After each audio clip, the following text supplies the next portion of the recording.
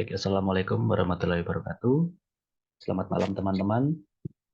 Terima kasih pada teman-teman yang eh, dapat menyempatkan waktunya untuk mengikuti kelas kecil ini ya, dalam rangka penugasan mata kuliah PIP. Nama saya Ardina Giveni Ramadan. Saya dari jurusan Kurikulum dan Teknologi Pendidikan, Fakultas Ilmu Pendidikan. Saya angkatan 2022. Baik, di sini kan karena tugasnya yaitu eh, mahasiswanya dari jurusan mana, lalu mereka akan mencoba mengajar materi yang terkait dengan jurusan mereka. Nah, di sini saya akan mencoba mengajar yaitu mata kuliah sosiologi kurikulum dengan tema pembahasan kali ini yaitu adalah konsepsi sosiologi kurikulum. Nah, eh, kita kan sudah sangat lama ya mengenal kurikulum itu. Sudah sangat lama juga mendengar itu dari dulu mungkin kita yang kurikulum 2007, KTSP 2013 dan sekarang itu ada kurikulum Merdeka. Nah, namun eh, rekan-rekan tahu nggak sih apa itu sebenarnya kurikulum? Nah, kurikulum sendiri kalau diambil dari makna etimologis atau dari bahasanya yaitu bahasa Yunani, itu dibagi jadi dua kata yaitu kurir dan kurere. Kurir sendiri artinya adalah pelari dan kurere artinya adalah landasan pacu. Nah, kemudian dari makna etimologis Yunani ini diserap ke dalam dunia pendidikan.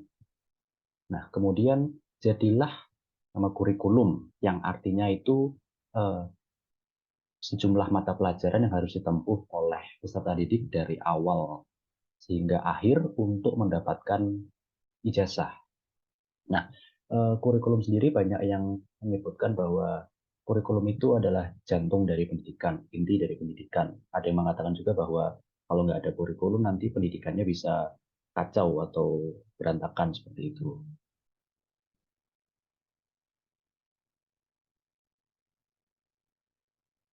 Nah, selanjutnya ini adalah dasar hukum tentang kurikulum. Jika kita berdasar pada Undang-Undang Nomor 20 Tahun 2003 tentang Sistiknas Sistem Pendidikan Nasional, Bab 1 Pasal 1 Ayat 19. Nah, itu menjelaskan bahwa kurikulum itu sebagai seperangkat rencana dan pengaturan mengenai tujuan, isi, dan bahan pelajaran, serta cara yang digunakan sebagai pedoman penyelenggaraan kegiatan pembelajaran untuk mencapai tujuan pendidikan tertentu. Rumusan ini juga menunjukkan adanya dua dimensi pokok kurikulum, yaitu produk dan proses, yang secara keseluruhannya itu akan mencakup materi, pengalaman siswa, tujuan kegiatan belajar mengajar, dan juga hasil dari kegiatan belajar mengajar itu sendiri. Nah, tadi kan ini mengambil mata kuliah sosiologi kurikulum. Nah, kita juga harus tahu apa itu sosiologi. Sosiologi itu berasal dari bahasa Latin, diambil dari dua kata yaitu sosios yang artinya teman atau sahabat dan logos yang artinya adalah ilmu pengetahuan. Nah, jika digabungkan maka akan terbentuk sebuah pengertian yaitu sosiologi merupakan kajian yang mempelajari hubungan antar manusia sebagai kesatuan dari keseluruhan manusia dengan manusia, manusia dengan kelompok, kelompok dengan kelompok baik itu yang formal ataupun non formal.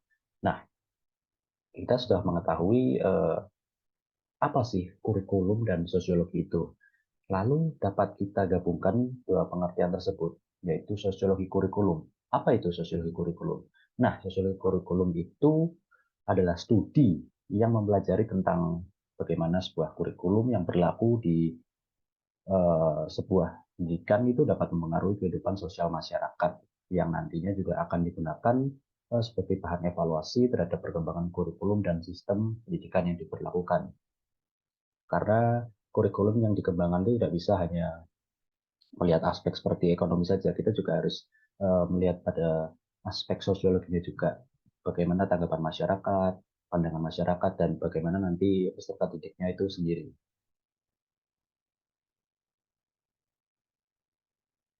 Nah, selanjutnya ini ada tujuan dari sosiologi kurikulum. Di sini kita akan mengambil contoh, yaitu ada tiga tujuan dari sosiologi kurikulum. Yang pertama itu mengajarkan tentang toleransi dalam kehidupan kepada siswa. Nah, jadi sosiologi kurikulum ini dapat menjadi media untuk mengajarkan sikap toleransi kepada siswa itu sendiri. Karena sebagaimana kita tahu, toleransi itu adalah hal yang sangat penting, yang dimana zaman sekarang ini banyak sekali sudah bersimpang siur atau berkeliaran perilaku yang intoleran. Yang kedua, yaitu memberikan pemahaman tentang perbedaan dan kesetaraan sosial. Nah, jadi sosiologi kurikulum ini bertujuan agar kita dapat memahamkan peserta didik tentang perbedaan-perbedaan yang ada dalam masyarakat dan yang ada di dalam bangsa ini, dan juga mengajarkan tentang kesetaraan sosial. Nah, misal pemahaman tentang paham rasisme yang sudah sangat menjadi-jadi, terlebih kepada, mohon maaf, saudara kita yang berada di timur.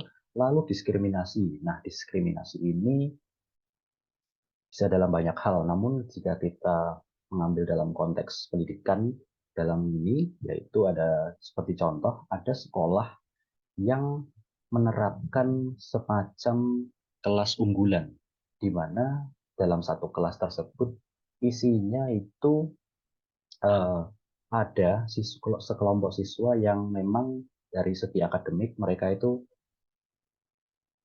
cerdas atau lebih lah dari pada yang lain itu. Lalu ada juga seksisme dan lain-lain. Nah, mungkin saya akan sedikit menjelaskan tentang seksisme di sini.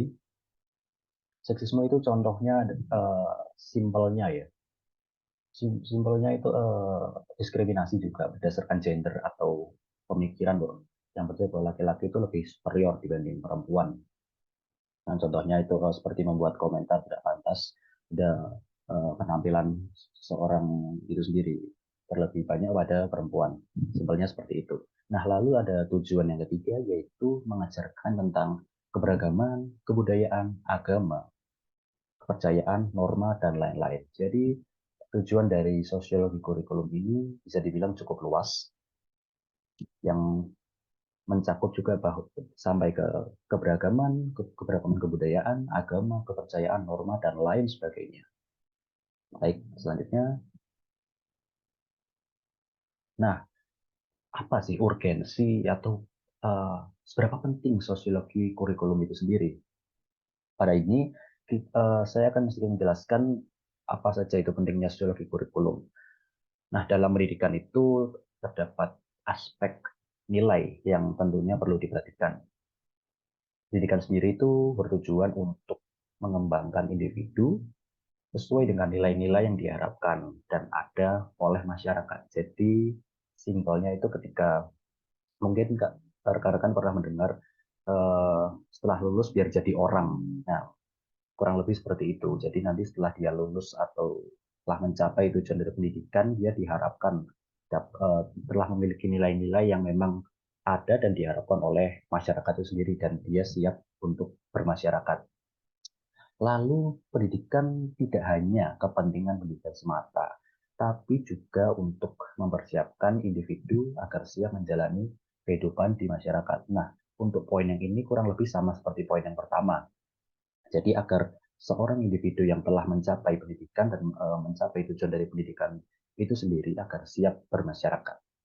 Lalu yang ketiga ada pelaksanaan pendidikan dipengaruhi dan didukung oleh lingkungan masyarakat, di mana pendidikan tersebut berlangsung, termasuk fasilitas, personel, sistem sosial budaya, politik, keamanan, dan faktor-faktor lainnya.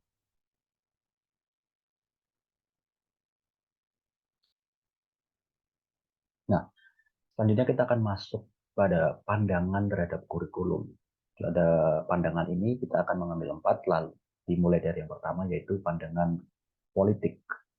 Nah, kurikulum itu merupakan sarana bagi orang-orang yang dengan berbagai kepentingan dan modal yang berbeda-beda untuk saling bertarung, mendapatkan sebuah posisi, pengaruh, status, dan kedudukannya. perubahan kurikulum yang selalu terjadi setiap pergantian penguasa menjadi jembatan untuk memperkuat pengaruh dan kekuasaan. Nah, sebagaimana yang kita tahu selama ini kan kita jika berganti Menteri Pendidikan, kurikulum kita kan ikut berganti.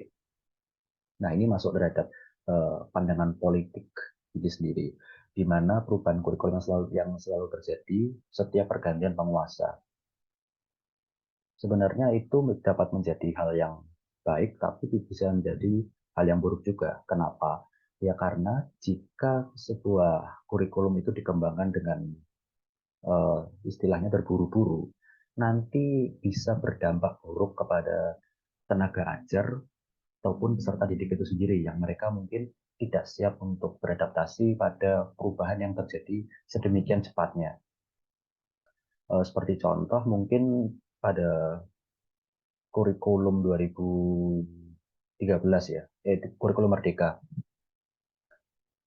Itu kan terdapat program di kampus yaitu program Merdeka Belajar atau MBKM, Merdeka Belajar Kampus Pengajar. Nah, di mana ketika kebijakan itu dikeluarkan, tidak semua kampus dapat langsung melaksanakan itu karena memang perlu ada pertimbangan di dalam kampus itu sendiri dan lain sebagainya.